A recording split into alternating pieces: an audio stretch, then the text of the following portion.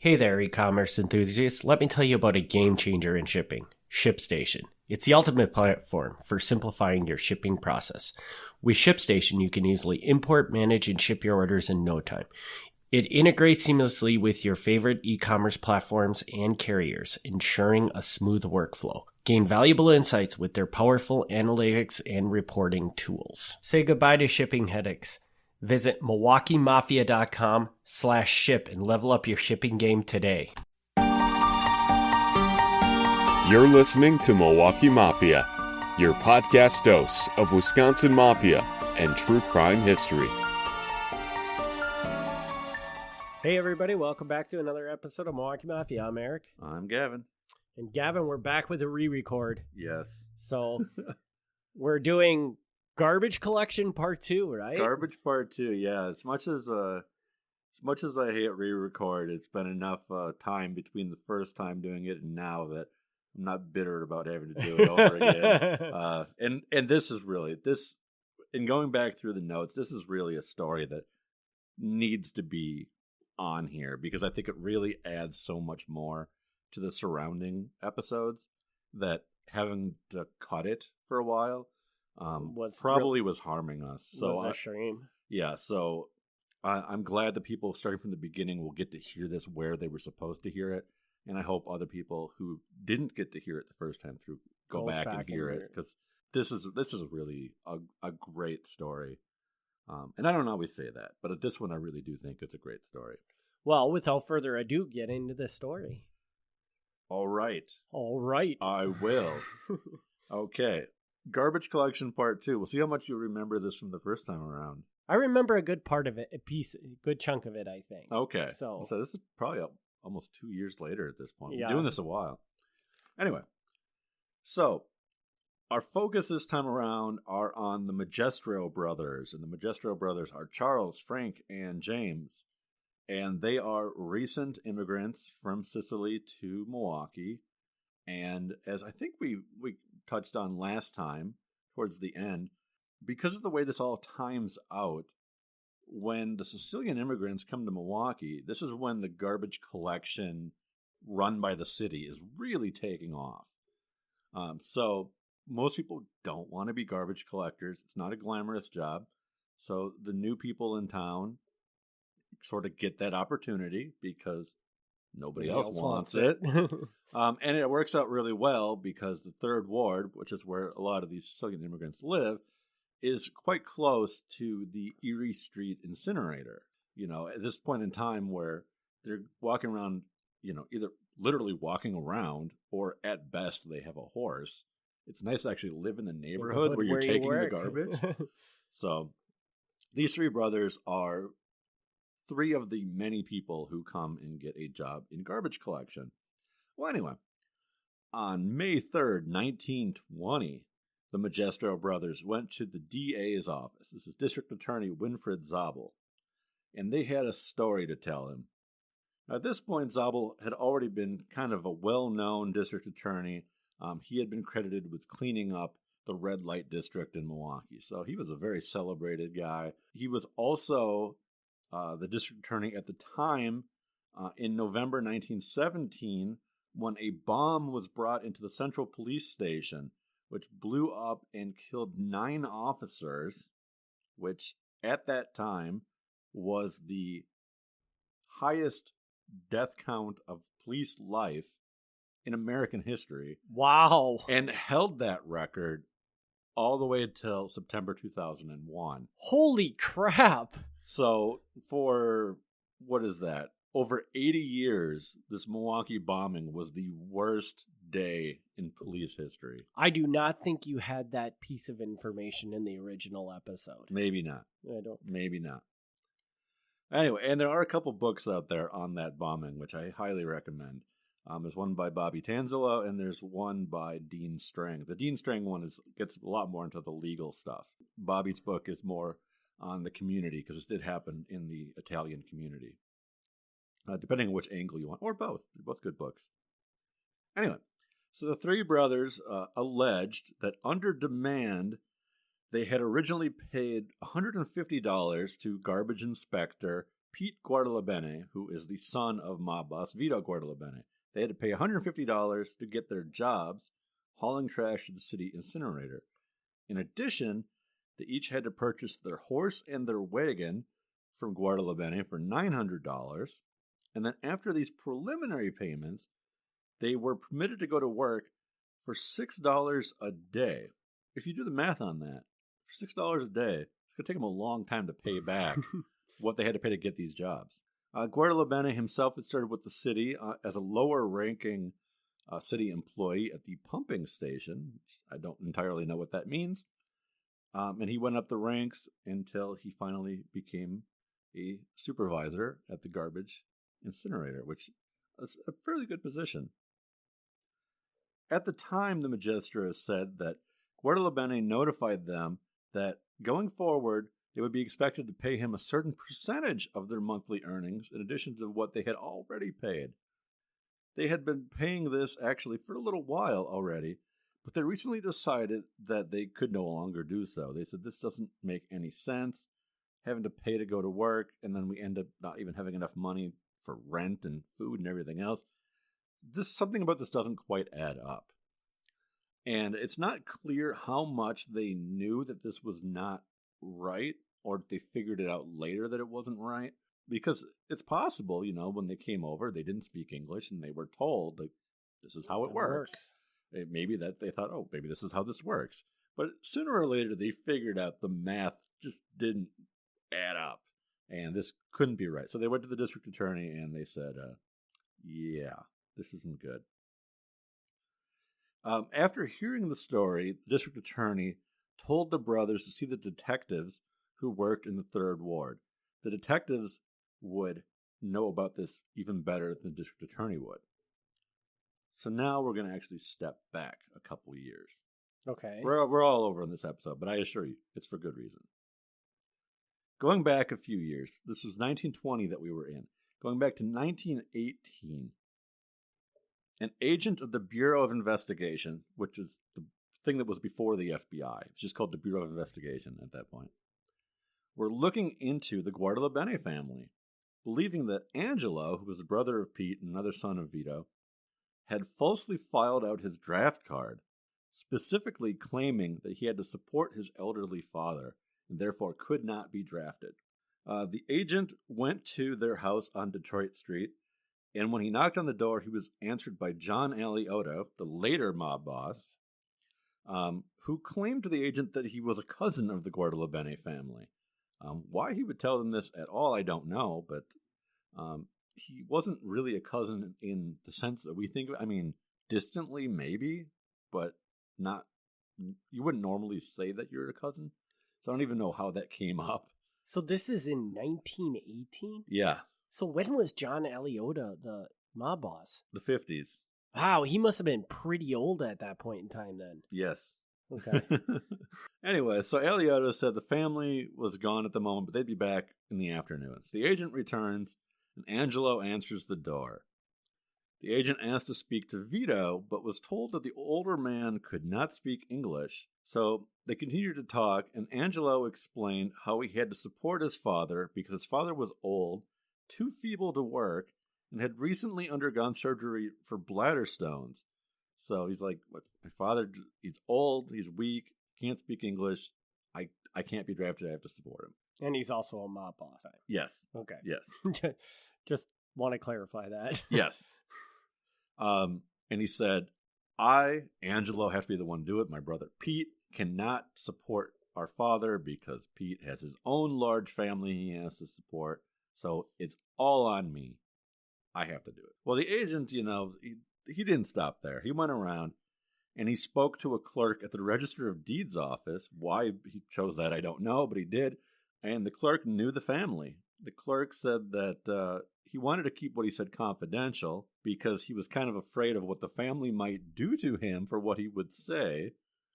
He said, my understanding is that Vito is the king of the Black Hand Society, which, for not being an Italian guy, that was a pretty good way of describing him as the mob boss. Clerk said that the Guardalabene family were well-to-do and had been very influential in getting Italians to the polls on election day.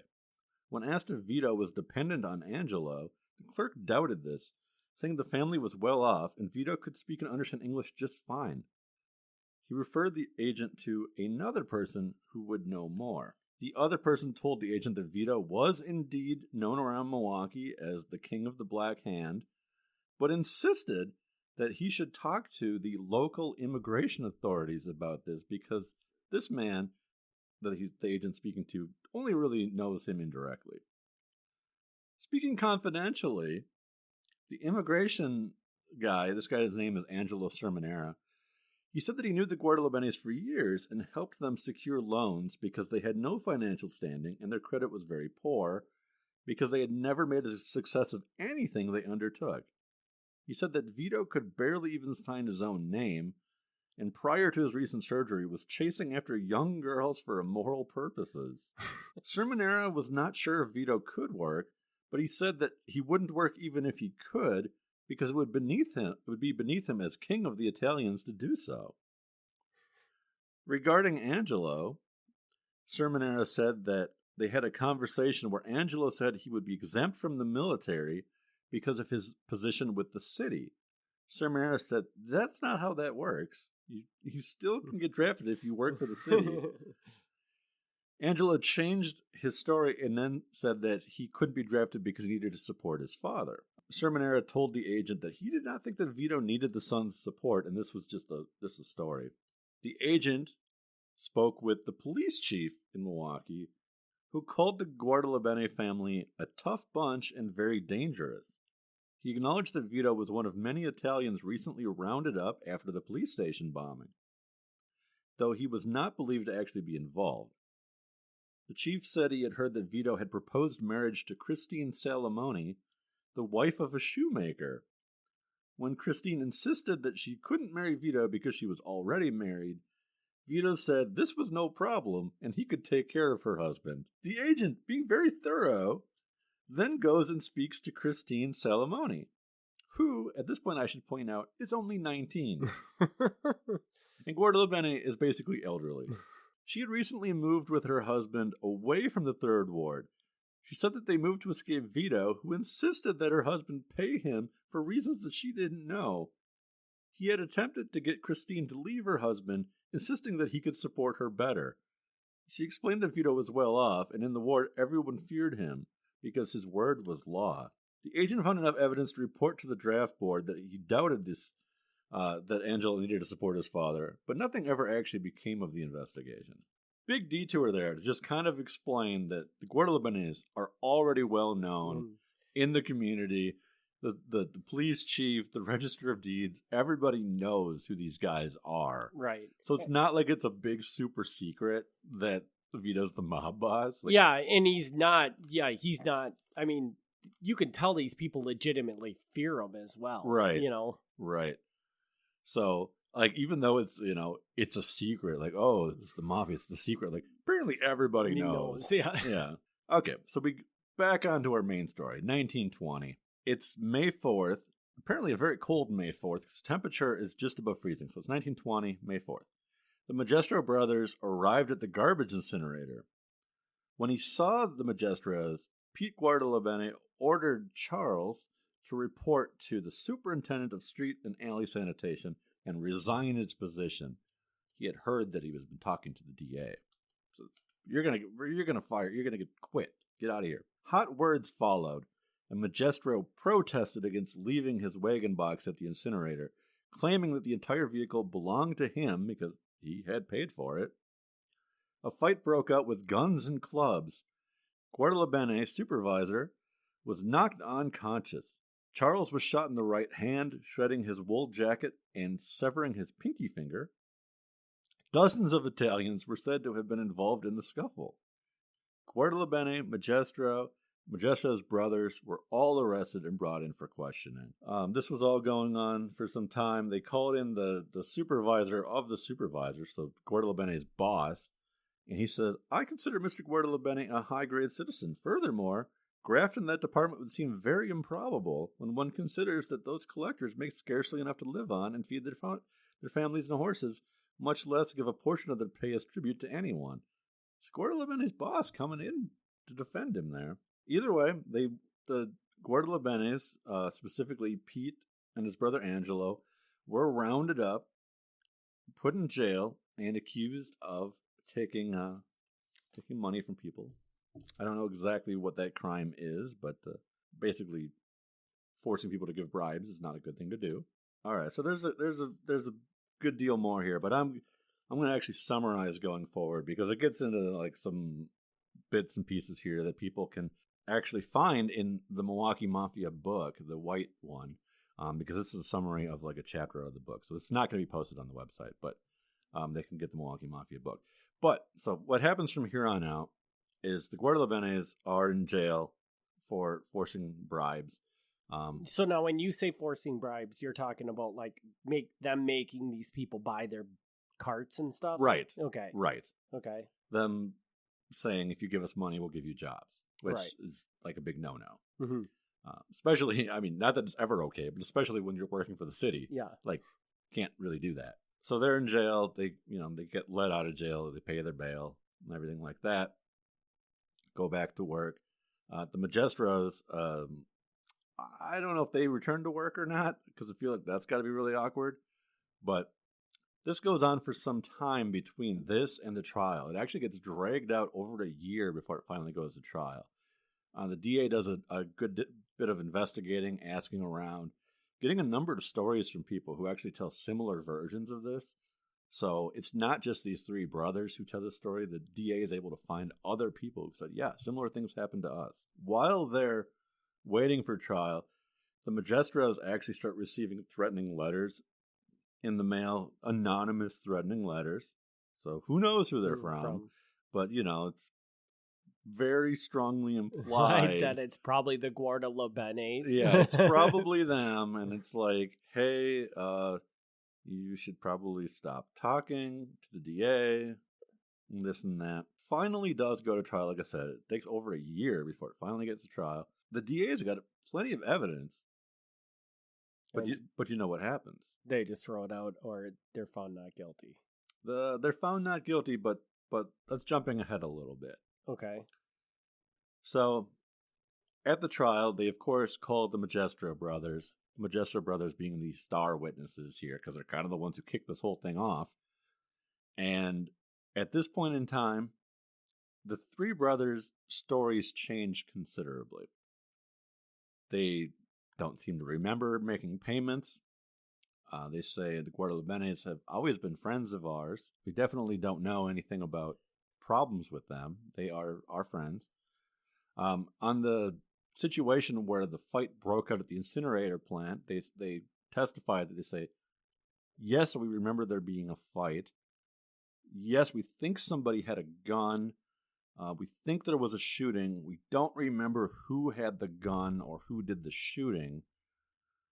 Even though one of the brothers had his finger shot off, so he clearly remembers being shot. Yeah.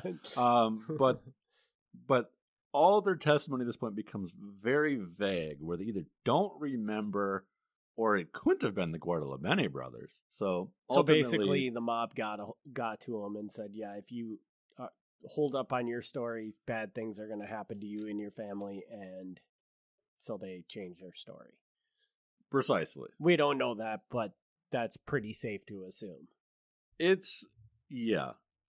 I mean, so all of this all comes from the newspaper reports. Like, none of the police reports to this exist anymore, as far as I know. But so this is just based on what I got from the newspapers.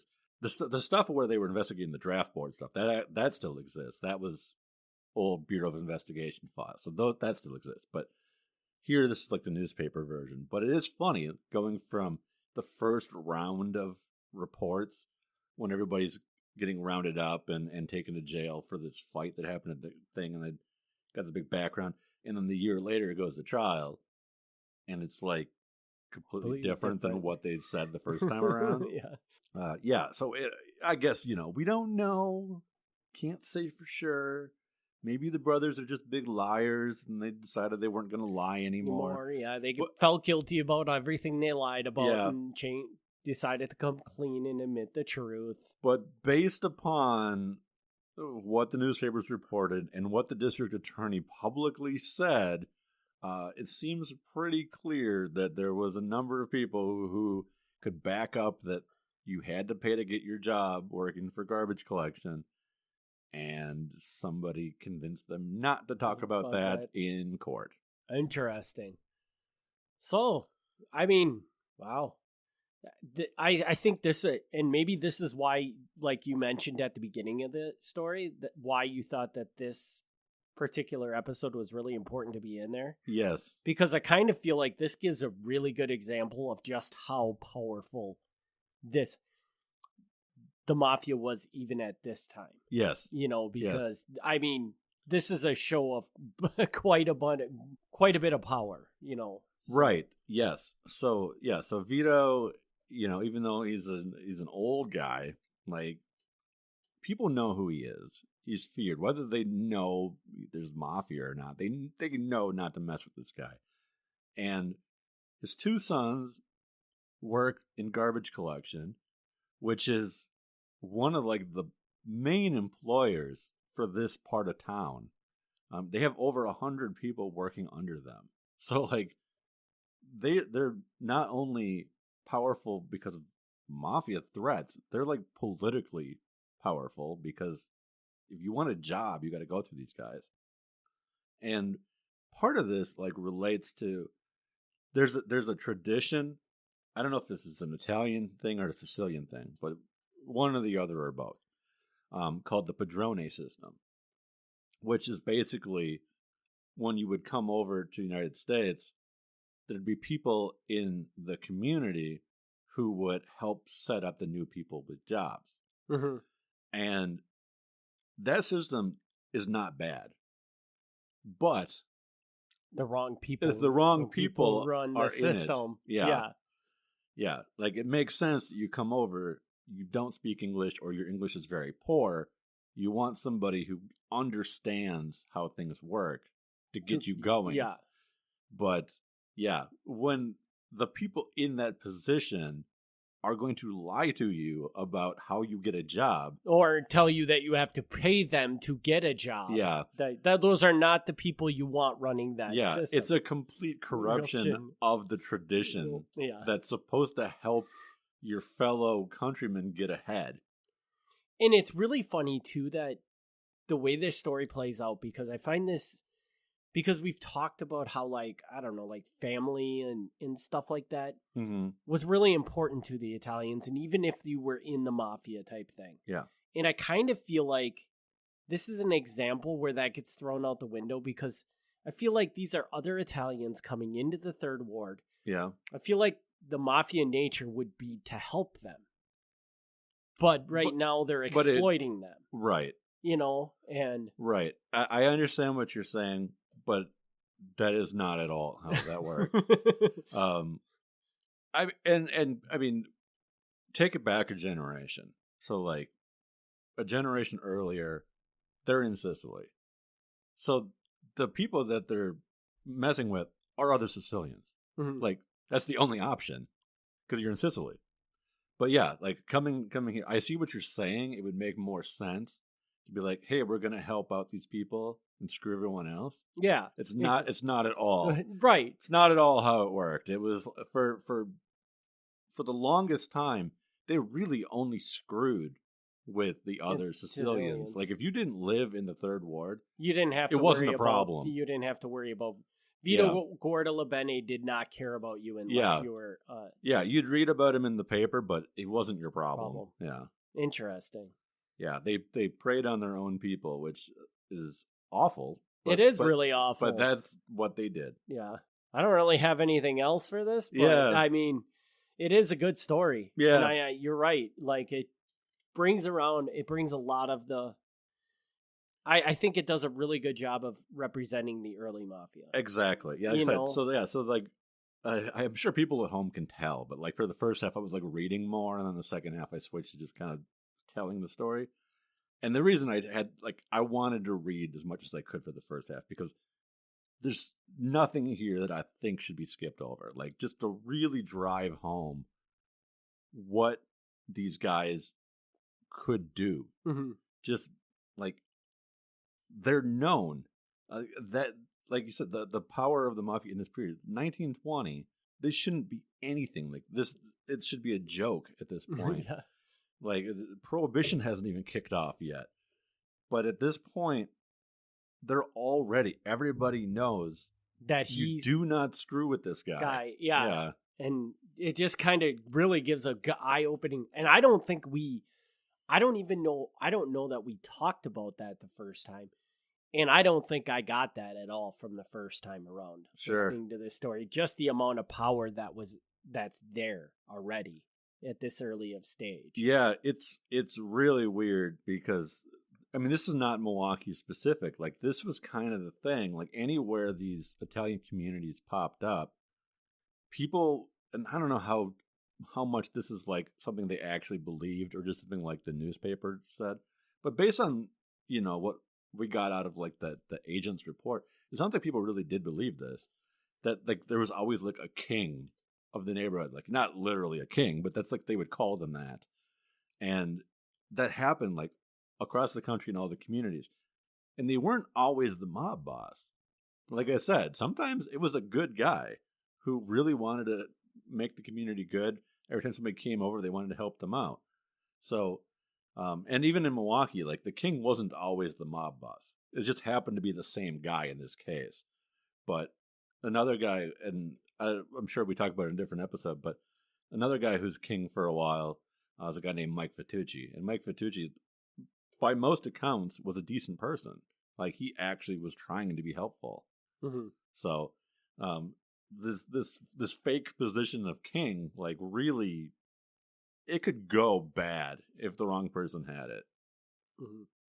So the question I have about this is, okay, they're able to pull this off. Yes. Because, was it the two sons or just Pete was working as... They both were. Pete and Angelo both were. Pete was like the supervisor, but they both had like decent positions. So, I'm going to make you step outside of your comfort zone and speculate here. Okay.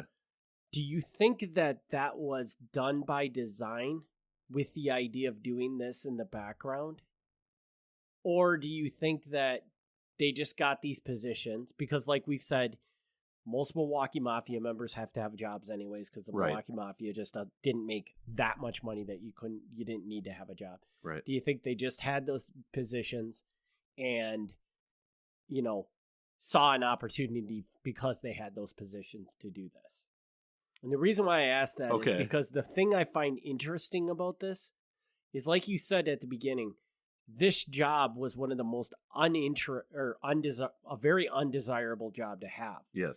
But at the same time, it was right there in the third ward. Mm-hmm. And like you said, they had 100 people working underneath them. And I can't imagine that there was another job in the third ward that provided that many people with employment. I absolutely agree with the last part of that. Yeah. Yes. So when the Italians came over, like the stereotypical jobs that they would get would be like barber, fruit peddler, they might run a bar, but yeah, like all these things where you don't have a huge payroll. Mm-hmm. So yeah, definitely as far as that goes, if you want something where you're overseeing people, this was a much better way to go. Whether they pursued that on purpose, I don't know. I definitely think that they had opportunities available to them as well-connected people, even though not always well-connected for the right reasons, but for that to move up, and that gave them the ability to then do these things. I don't know how well in advance this was like a plan, or they're like, we're gonna move into this, so then we can do these things. I don't know. That's hard to say, but it is interesting to me that, as I've said many times on this podcast, like things time out the same everywhere across the country. So, and that was going to be another question I was going to ask. So, is this a common thing across mafias? Yes. Now, I think in the The Milwaukee area, this might be more pronounced than in other areas because it is so perfect how the incinerator is there, like in their neighborhood. So I think it might be a little more so in Milwaukee's case, but absolutely, like, with almost no exception, I would say when garbage collection really took off nationwide, it went into the Italian Sicilian communities, and it was largely grabbed by the wrong people. So this is like garbage collection has a very strong connection to Mafia going back to this point, and in some places continued that way for decades. I'm mostly familiar with Chicago outside of Milwaukee, and Chicago was like that, seriously, at least through the 60s, if not later, where there would be private garbage collection companies that contracted with the city, and they were almost always mob owned. Really? Yeah, and I don't know exactly why, but I think it's just because it timed out where garbage collection became the thing at the time where those immigrants got the job, and it just, they latched onto it. Yeah, and I mean, I guess the way I see it is that even though it might not be like a desirable position to like everybody in Milwaukee, but it was the top shelf probably job for a Sicilian, maybe. Yeah. And that's why they clung to it, because to them, they were living in their little world, and that seemed like the biggest fish to grab hold of. You know? I think that's reasonable. I don't know enough about all of that to really speculate too much, but definitely, like, you see that. And I like garbage collection and like street sweepers. Those were like the big jobs for that group. It just timed out that way. But yeah, and if you're the bad guy, if you're the mob guy, it's a good position to be in. Right. Because like in Milwaukee is run by the city. So there, you had the employees underneath you could do. But like in Chicago, where a lot of it was privately done, that puts you in a really powerful position. Because if you one day you're like, hey, guess what? We're not going to pick up your garbage anymore. People don't like that. Yeah. So it puts you in a position where you can make demands, and get contract, which isn't necessarily a criminal thing. I mean, that's just a business thing. But it does give you access to more power, because once you stop providing that service, people realize they really like their garbage getting picked up. And if you show up at their door and say, I'm not going to pick up your garbage anymore unless you give me $5 right now. Yeah. I mean, people will do that because they don't want their garbage to be sitting there. Right. So yeah, it's not strictly like a mafia thing. Like, that's just good business, but they just happen to be the guys who caught on to that and got into that field. They saw the opportunity because it was right there. I mean, it was kind of right in front of them, because that's the people that this stuff was falling to. Yeah. And not because Italians are bad or anything. It's just because they were the new guys. And that's when you're the new guys, that's kind of how it ends up playing out. Exactly. I mean, that's just how it timed out. And, stereotypes are a bad thing, but stereotypes often have some truth to them. Like the generation before the Italians were like the Irish. Mm-hmm. And the Irish ended up getting into a lot of like the political and police and fire department jobs. And that's, there's like the stereotype of like the Irish cops and stuff. But like, there's a reason that stereotype exists. Like, because when cops were becoming a thing. Yeah, when the police departments really blew up, the Irish were the new people that needed jobs. Yeah. So they got the jobs. Yeah. All right, well, I think that the re-record was way more interesting than the original. Probably. I don't really remember the original It's probably better, yeah. But maybe we've gotten better at what we do here. I think so. I think we've gotten a lot better. All right, well... I think our early episodes are terrible, and I'm sorry people had to hear them. But thanks for hanging with us while we figured this stuff out. Yeah. And half the listeners are like, you guys' episodes are still terrible. Yeah, that's true. Yeah, we're just as terrible, we just don't care anymore. No. We're glad that people listen, and we love doing it, so. We do. So, with that, we'll wrap this episode up. I believe we have 2 more re-records to do, is that right?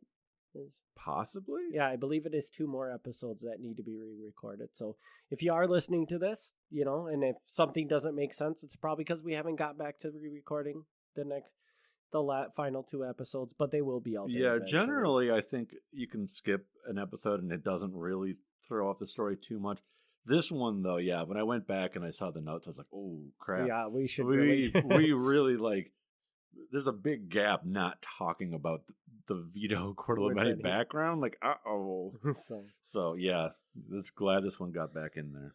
So, all right, well, we will be back. Well, you can tune in next week for the next episode after this series. You could technically tune in tomorrow. Yeah, so you could tune in right after you get done listening to this one. Yeah.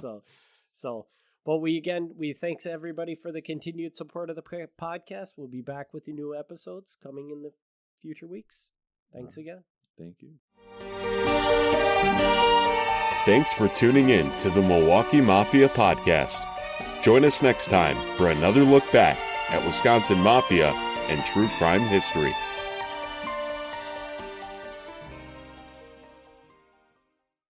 Hey listeners, quick question.